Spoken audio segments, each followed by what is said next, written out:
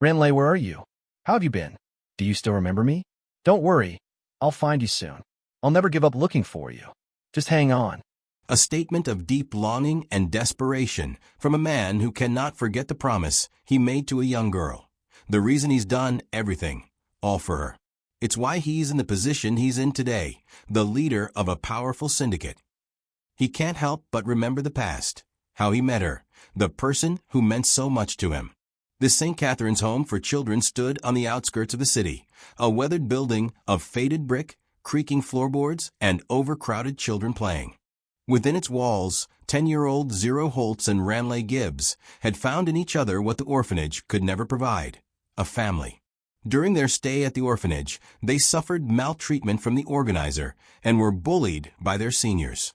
In every difficult moment, Xero and Ranley had each other. They lifted each other's spirits, encouraging one another to keep fighting and never give up. One day, Xero heard that Ranley had been sent for adoption, and he couldn't accept being separated from her. So, he told Ranley about it. Only one thought came to their minds. They had to leave this place and find a better home for themselves. In the secret corner of the courtyard, beneath the sprawling branches of an ancient oak tree, they made their pact. We'll leave this place. Will you go with me? We'll find a real home. Xero whispered, his dark eyes intense with determination despite his youth. Ranley's fingers intertwined with his, her hazel eyes locked into him, showing both fear and courage. Her auburn hair caught the late afternoon sun. Yeah, I'll go with you. We'll leave together. You and me forever always. The next day, they marked their promise permanently into their skin, crude, matching heart-shaped tattoos with the letters XR at the center. For just Ranley and Xero, a sign of a forever bond. They decided, giggling at their secret code as they used a sewing needle and ink stolen from the administrator's office. Neither child could have known those simple marks would become their only connection across a decade of darkness. The night of their escape began with exhilaration. Hand in hand, they slipped past the night guard and climbed the fence at the north end of the property where the barbed wire had rusted away. Freedom tasted sweet as they ran through the midnight streets, hand in hand. But their joy was short-lived. Wait just a second, I need to tie my shoe. Ranley said, stopping near an alleyway. Xero nodded, checking her shoes, then stood to watch the corner. As he walked a little farther, the screech of tires was his only warning. When he turned back, the black van was already pulling away, Ranley's terrified scream echoing in the night. Ranley! He cried out, his legs pumping furiously as he chased after the vehicle. But 10-year-old legs could not keep pace with an accelerating van. He ran until his lungs burned and his legs gave out beneath him, collapsing onto the cold pavement as the taillights disappeared into the distance. That night, something hardened in Xero Holt's heart, a resolve that would shape the next 15 years of his life. I will find you, no matter how long it takes. We'll be together again. Xero promised the empty street while searching for her. The first years of captivity were a blur of pain and survival. Ranley learned quickly that defiance came at a cost, but submission meant the death of the soul. She chose defiance. At 16, during a transport between cities, she made her escape, leaping from a moving vehicle and disappearing into a forest. For days she walked, surviving on berries and stream water, until she collapsed at the edge of a small town. Detective Miranda Chun found the half-starved girl, with fire still burning in her eyes. Something in Ranley's determined gaze spoke to the veteran police officer, who took her under her wing. Channel that anger. Turn it into purpose. Miranda advised as Ranley recovered in her home. And Ranley did. With Miranda's guidance, she finished high school in record time, excelled in the police academy, and rose quickly through the ranks. By 25, she was Detective Ranley Gibbs, specializing in human trafficking cases. Each case was personal, each victim a reminder of her own past. But one goal drove her relentlessly: dismantling the networks that had stolen her childhood and separated her from the only person who had ever felt like home. At night, alone in her sparse apartment, she would trace the faded heart on her chest and wonder if Xero was still alive, still looking for her. The thought sustained her through the darkest days. After losing Ranley, Xero survived on the streets, hardening himself against the world. By 15, his intelligence and fearlessness caught the attention of Marco Sevilla, lieutenant in the Diamante drug syndicate. Your skill and strength are incredible. Join us and you will taste success, Marco observed, watching the thin teenager disarm a man twice his size in a street fight. Xero just stared at him intensely, his eyes filled with a hunger for justice and defiance. You've got nothing to lose. With us, you'll hone your skills and become even more dangerous. Marco tried to pursue Xero as he really admired the young man. Marco knew this boy could bring fortune to his organization. Xero accepted Marco's offer not for the money or power, but for the connections. The underworld was a web that spanned continents. Somewhere in that web, he believed, were the people who had taken Ranley. He rose through the ranks with calculated precision, earning the nickname X for his ability to disappear and reappear like a ghost. By 25, he was Marco's right hand, privy to the syndicate's deepest secrets. What no one suspected was that Xero was systematically dismantling the organization from within, storing evidence, sabotaging operations, and feeding information to rival gangs.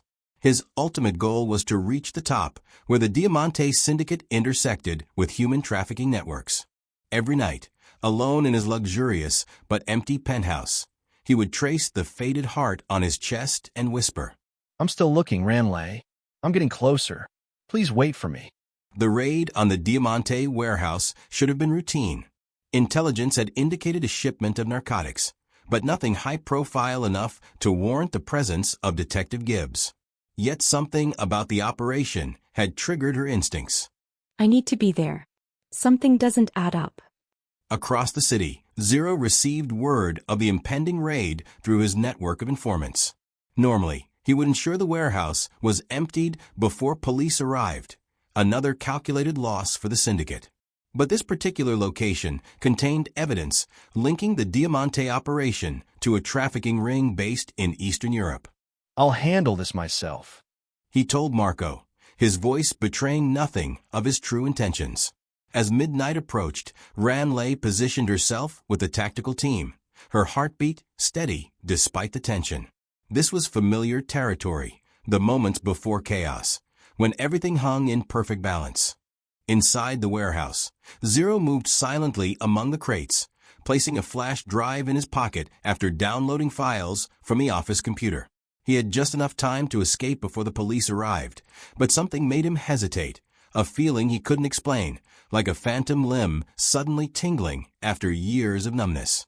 The tactical team breached the warehouse with practiced efficiency. Ranley moved through the shadows, her service weapon drawn. A movement near the back office caught her attention, a tall figure slipping toward a side exit. Police. Freeze. She shouted, aiming her flashlight. The beam caught Xero's face for just a moment before he disappeared into the darkness. Something about his eyes made Ranley's breath catch in her throat, something hauntingly familiar. The chase led her through a maze of shipping containers and out to the docks. She was fast, but he knew the territory better. Just as she thought she'd lost him, they rounded a corner simultaneously, colliding. They fell together, Ranley's training kicking in as she pinned the suspect beneath her, pressing her weapon to his chest. Don't move or you will die, she ordered, her voice steady despite her racing heart.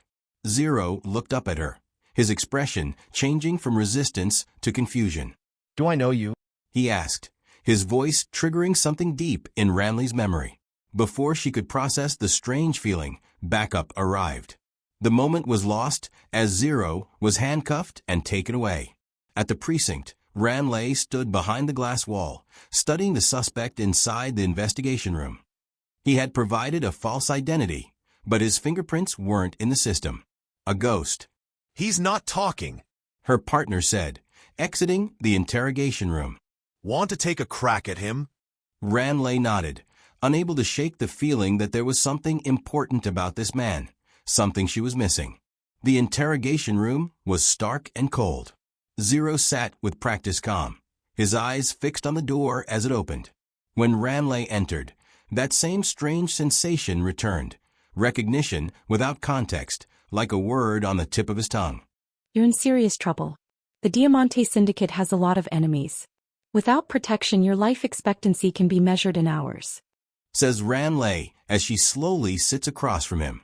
Her eyes are dark, full of authority. Xero studied her face, trying to place the familiar angles, the determined set of her jaw. What makes you think I need protection? Call it intuition. Been dealing with your kind many times. Ranley replied, leaning forward. Something about his presence disturbed her equilibrium, like standing on the edge of a cliff. I think you're not what you appear to be. And what do I appear to be, detective? He left the question hanging, searching for her name. Gibbs. Detective Ranley Gibbs. The name hit Xero like a physical blow, though he maintained his composure through years of practice. It couldn't be. The coincidence was too great. Yet those eyes, he knew those eyes. Something wrong? Ranley asked, noting his momentary rigidity. No, nothing. That's just thinking about your offer. What kind of protection are we talking about? Xero recovered smoothly. The significance was just too familiar. Their conversation circled like a dance, each probing for information while revealing little. Yet beneath the tactical exchange, another current flowed, a pull neither could fully identify or resist. After the interrogation, Xero was released due to a lack of evidence, exactly as he had planned. What he hadn't planned was his inability to walk away. For the first time in 15 years, his mission wavered. Could it be her? After all this time, we were working on different sides. Over the following weeks, their paths continued to cross. Ranley, convinced that X was key to bringing down the Diamante Syndicate, pursued him relentlessly. Xero, now certain that Detective Gibbs was the Ranley he had lost so long ago, allowed himself to be found. They played their roles perfectly, cop and criminal hunter and hunted, while something deeper and more complex grew between them. During a surveillance operation, Ranley watched through binoculars as Xero met with known members of the syndicate in a rooftop restaurant. He doesn't fit the profile. Look at how he holds himself apart from them. He's not one of them, not really. She murmured to her partner. Later that night, as she returned to her apartment, she found a single white rose outside her door with a note. The answer you're seeking isn't what you think. I am not what you are looking for. The handwriting stirred something in her memory. A childish scrawl evolved into elegant strokes, but with the same distinctive curve to the letters. Across the city, Xero accessed police records through his underground connections, confirming what his heart already knew. The file on Detective Ranley Gibbs included a sealed juvenile record. A girl found wandering near the forest edge 15 years ago, with no memory of her name or past except for a crude heart-shaped tattoo on her chest. The game changed. No longer content to circle each other, Xero took a calculated risk. He leaked information about a major Diamante operation directly to Ranley, a shipment that would implicate high-ranking officials in the trafficking network he'd been tracking for years. The night of a raid, Ranley led her team to the dockyard, only to find the shipment already seized and the traffickers bound and unconscious.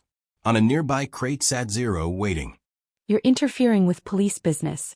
You shouldn't be here, she said, approaching him cautiously while signaling her team to secure the scene. I'm helping you finish what we both started a long time ago, he replied, his voice soft with significance and familiarity. What are you talking about? Xero stood, closing the distance between them. His eyes were painted with a smile. St. Catherine's Home for Children. An oak tree in the courtyard. A promise to stay together. Ranley's weapon wavered. How could you possibly know about that? Because I was there, Ranley. It's me. It's Xero. The world seemed to stop as they stood face to face, 15 years of searching crystallized in a single moment. Prove it. I don't easily get swayed by words, says Ranley with stoic expression. But her heart is raging, and part of her wants to believe what he said. Without a word, Xero unbuttoned his shirt just enough to reveal the faded heart-shaped tattoo on his chest, the crude letters XR still visible at its center. Do you still remember this? Our pact, our code.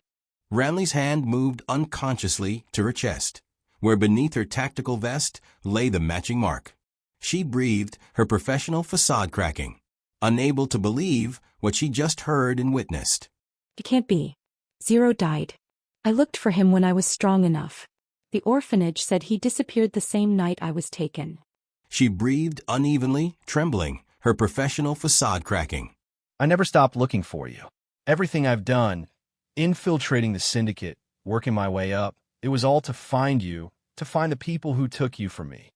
Xero said, his voice rough with emotion. The sound of approaching officers broke the moment. Ranley made a split-second decision, holstering her weapon. You need to go now. My team is just nearby. If you stayed longer, they might recognize you. She must take that man into custody, but something tells her not to. And now she is breaking the law. Meet me where it all began. Tomorrow night. I'll explain everything. I'll wait for you.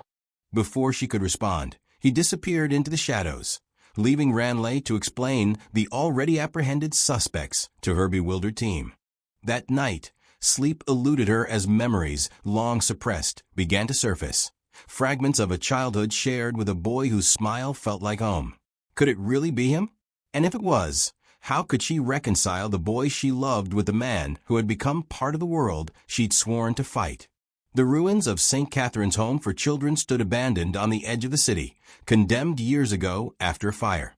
As Ranley approached the crumbling structure, her heart pounded with equal measures of hope and fear. The courtyard was overgrown, but the oak tree remained, its branches reaching toward a star-filled sky. Beneath it stood Xero, looking both out of place in his expensive clothes and perfectly at home in the space that had once been their refuge. You came. He said simply, relief evident in his voice and a smile he tried to hide. Ranley studied the man in front of her. He had definitely changed from a boy she once knew, now a strong man with a complex personality and full of mystery. I'm not sure why. Everything about this goes against my training, my oath. Ranley admitted, keeping her distance. But not your heart. You remember, don't you? Not everything, perhaps, but enough to bring you here. Xero countered gently as he slowly stepped forward, closer to her. He was right. Despite the gaps in her memory, a protective mechanism, her therapist had explained, to shield her from the trauma of her captivity. She remembered him, remembered the safety she felt in his presence, the plans they'd made, the promise of always together. I need to understand. What happened back then? And how did you become what you are now? I became what I needed to be to find you. Xero explained, sitting on a fallen beam and gesturing for her to join him. After you were taken, I lived on the streets. By the time I was 15, I discovered that the Diamante syndicate had connections to trafficking networks across the country. I let them recruit me, work my way up, always searching for those connections. You've been undercover all this time? Without backup, without support? Not undercover. I never reported to anyone. This was personal. He met her gaze directly. But I've been documenting everything, every transaction, every name, every connection. I've built a case that could bring down not just the Diamante syndicate, but half the trafficking networks in the country. Ranley absorbed this, her detective's mind racing ahead. That's why the warehouse was empty that night. Why was the shipment tonight already handled? You've been sabotaging them from within. Xero nodded. For years. I'm close, Ranley. Close to the top. Close to the people who took you. But now that I've found you. His voice broke slightly. Now everything's changed. Has it? We're still on opposite sides of the law. Ranley asked, finally sitting beside him. Are we? His hand found hers in the darkness. Or are we both fighting the same battle, just from different angles? The touch of his hand awakened something profound. Not just memories, but a sense of rightness, of completion. For the first time since childhood, Ranley felt the walls around her heart begin to crack, slowly opening to him.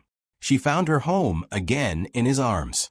In the weeks that followed, Ranley and Xero formed a careful alliance, meeting in secret to share information and coordinate their efforts. What began as a pragmatic partnership soon deepened into something neither could deny. We could bring the evidence to my captain. Ranley suggested during one of their meetings in her apartment. Get your official confidential informant status, protection. Xero shook his head, pouring them both another glass of wine. Too risky. The Diamante network has people everywhere, including your department. One leak, and not only would I be dead, but all our work would be for nothing. So we continue as we are? Me pretending to chase you while you feed me just enough to make it look convincing? For now, until we identify the leadership behind the trafficking operation and whom to trust in your end. We can't risk our safety. The lines between their professional goals and personal feelings blurred with each meeting. Years of shared pain and parallel missions created a bond that transcended conventional relationships. They understood each other in ways no one else could. The nightmares that woke them screaming, the drive that kept them going when others would have broken. During a particularly dangerous operation, Ranley was caught in the crossfire while pursuing a Diamante lieutenant. Xero, watching from the shadows, broke his cover to pull her to safety, taking a bullet in the shoulder in the process. In the safety of a motel room, Ranley removed the bullet and stitched his wound, her hands steady despite her racing thoughts. You shouldn't have risked your cover for me, she admonished, though her gentle touch belied her stern words. Some things are more important than the mission. You are more important to me. but you could have died in what you did. I'm willing to die if it means keeping you safe. I would chase after you even in death, just to be with you, Ranley. Xero replied, catching her hand as she finished the bandage. Their eyes met, and 15 years of separation vanished in an instant. The kiss that followed was inevitable, tender at first, then hungry with years of longing. In each other's arms, they found what had been missing for so long, a home. Their relationship deepened even as the danger around them intensified. Marco Sevilla, Xero's mentor in the syndicate, began to suspect his loyalties. Meanwhile, Ranley's captain questioned her increasingly successful raids, suspicious of her unexplained sources. The pressure mounted when intelligence revealed that the head of the trafficking network, the same organization that had abducted Ranley years ago, was coming to the city for a rare in-person meeting with the Diamante leadership. Xero is handling the meeting. This is it. If we can document this meeting, we'll have everything we need to bring down both organizations.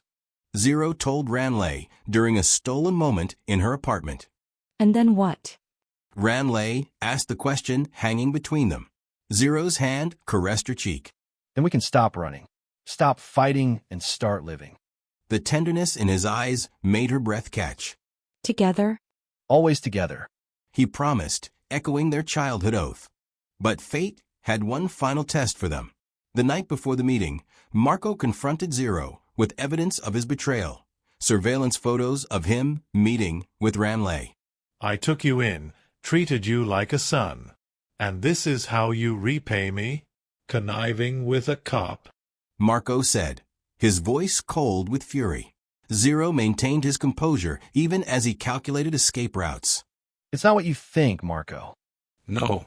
Then enlighten me, before I put a bullet in your head. I'm disguising to protect us and our business from the cops. Across town, Ranley faced her confrontation.